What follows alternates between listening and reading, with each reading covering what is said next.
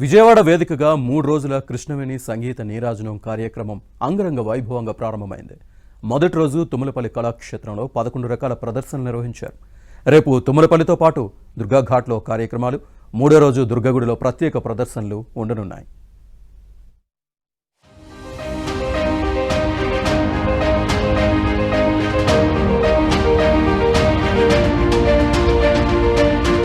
విజయవాడ తుమ్మలపల్లి కళాక్షేత్రంలో కృష్ణవేణి సంగీత నీరాజనం కార్యక్రమం వైభవంగా జరిగింది. ఈ కార్యక్రమానికి కేంద్ర మంత్రి నటుడు సురేష్ గోపి, రాష్ట్ర పర్యాటక శాఖ మంత్రి కందుల దుర్గేష్, ఏపీ సృజనాత్మక సంస్కృతి సమితి chairperson Tejaswini Podapati, AP tourism development corporation MD Amrapal హాజరయ్యారు. జ్యోతి ప్రజ్వలనతో కార్యక్రమాన్ని ప్రారంభించారు.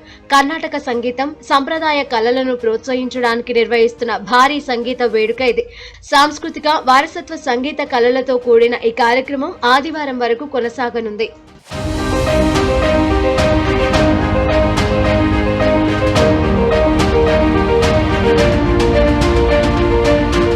రాష్ట్రంలో ఉన్న సంగీత రంగంలోని కళాకారులను ఒకసారి మననం చేసుకోవడానికి కార్యక్రమాన్ని నిర్వహిస్తున్నామని మంత్రి కందుల దుర్గేష్ అన్నారు. రాజధాని ప్రాంతమైన విజయవాడలో ఈ కార్యక్రమాన్ని నిర్వహించుకోవడం ఎంతో గర్వకారణమని చెప్పారు. సంగీత నీరాజనం అంటే సంగీతానికి పునరంకితం అవ్వడం అన్నారు. ఉప ముఖ్యమంత్రి పవన్ కళ్యాణ్ లాంటి వ్యక్తులు రాష్ట్రంలో ఉండబట్టే కళలు ఇంకా అంతరించిపోకుండా ఉన్నాయన్నారు. టూరిజాన్ని కూడా సమగ్రంగా అభివృద్ధి చేయడానికి కృషి చేస్తామని మంత్రి కందుల దుర్గేష్ వెల్లడించారు. అది హిందుస్థానీ సంగీతం కానివ్వండి, ఇటు మన కర్ణాటక సంగీతం కానివ్వండి, ఈ రెండు సంగీతాల మేళవింపుగా, అందులోనూ ఎవరైతే ఇందులో లబ్ధ ప్రతిష్ఠులైనటువంటి వ్యక్తులున్నారో వారిని ఒకసారి మననం చేసుకోవటం, దాంతోపాటు సంగీతానికి సంబంధించినటువంటి ఈ ప్రపంచాన్ని మరొక మారు మనందరం కూడా ఆ సంగీతానికి పునరంకితం అవుతాం అనేటువంటి మాటతోటి ఈ కార్యక్రమాన్ని నిర్వహించడం అనేది చాలా ముదావహం.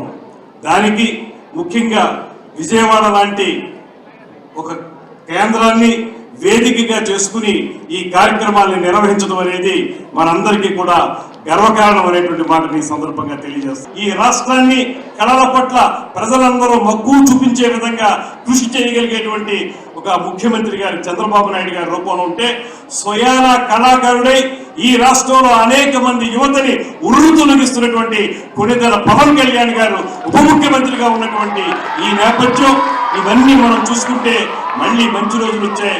ఈ రాష్ట్రంలో కళలకు మంచి రోజులు వచ్చాయి. కేంద్ర మంత్రి సురేష్ గోపి నోట తెలుగు పాట వచ్చింది.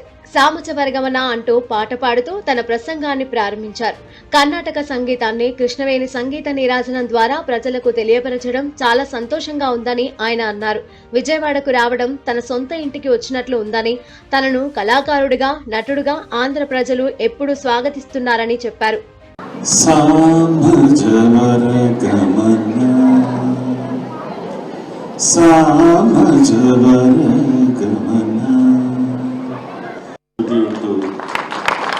The literature, the language, the linguistics of Telugu, the relevance of Telugu when it comes to Carnatic music.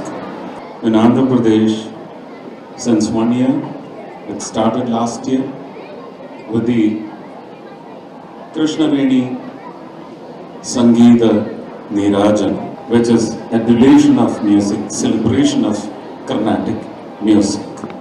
The whole world is watching, listening to this great vision of transforming the South into being torch bearers, flag bearers of this great traditional culture. Tummalapalli Kalakshetram, Durga Ghat, దుర్గగుడి వేదికగా 3 రోజుల్లో 3 వేదికలపైన 35కు పైగా కళా ప్రదర్శనలు జరగనున్నాయి. తొలి రోజైన ఇవాళ తుమ్మలపల్లి కళాక్షేత్రంలో నాదస్వరం, హరికథ, గాత్ర సంగీతం, నామ సంకీర్తనలతో కూడిన 11 రకాల ప్రదర్శనలు నిర్వహించారు. రెండో రోజు తుమ్మలపల్లితో పాటు కృష్ణానది తీరంలోని దుర్గాఘాట్లోనూ కార్యక్రమాలు ఉంటాయి. మూడో రోజు విజయవాడ దుర్గగుడిలో ప్రత్యేక ప్రదర్శనలు ఉంటాయి.